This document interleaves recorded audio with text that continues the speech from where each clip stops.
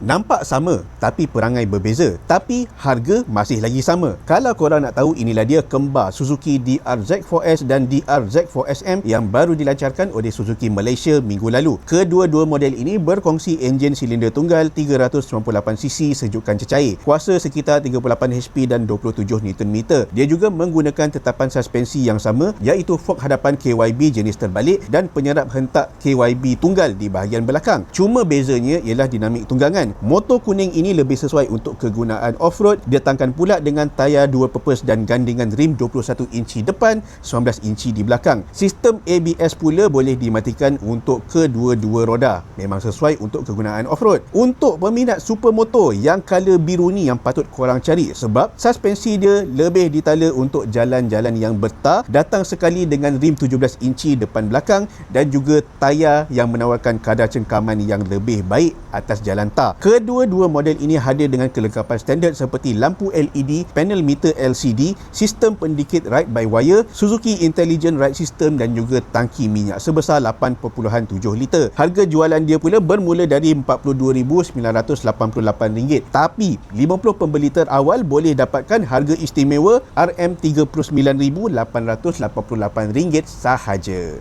Korang rasa ons ke tak ons? Cuba komen sikit.